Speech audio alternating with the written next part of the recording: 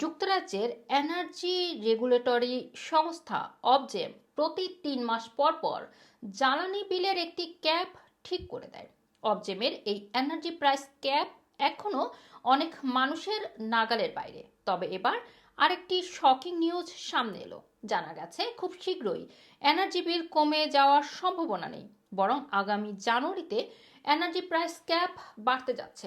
Cornwall insight বলছেন, সাধারণ একটি পরিবারকে এনার্জি বিলের জন্য বছরে কত পাউন্ড দিতে হয় সেটা ক্যাপ থেকে বোঝা যায়। আগামী 1 জানুয়ারি থেকে এই প্রাইস ক্যাপ 17 পাউন্ড বাড়তে যাচ্ছে। এদিকে বার্ষিক বার্ষিক বিল 1717 পাউন্ড থেকে বেড়ে 1736 পাউন্ড হবে। এই খবর কম আয়ের মানুষদের জন্য একটি দুঃসংবাদ। যুক্তরাজ্যে বর্তমানে একটি কোল্ড ওয়েদার স্ন্যাপের মধ্যে রয়েছে। আগামী এই যে অবজেমের নতুন জ্বালানি বিল ক্যাপ ঘোষণা করার কথা এরই মধ্যে কিন্তু বলা হয়েছে। তবে এই ক্যাপ বেড়ে যাওয়ার জন্য কিছু কারণ রয়েছে।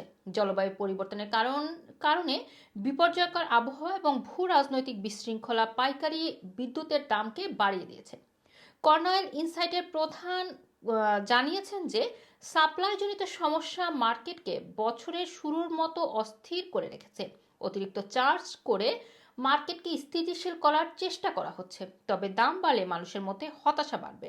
জানা গেছে জ্বালানি প্রাইস ক্যাপ ইংল্যান্ড, ওয়েলস এবং স্কটল্যান্ডে প্রায় 27 মিলিয়ন পরিবারকে প্রভাবিত করে। বর্তমান ক্যাপ 1 অক্টোবর থেকে 31 ডিসেম্বর পর্যন্ত কার্যকর থাকবে। এরপর নতুন ক্যাপে বিল আদায় করা হবে।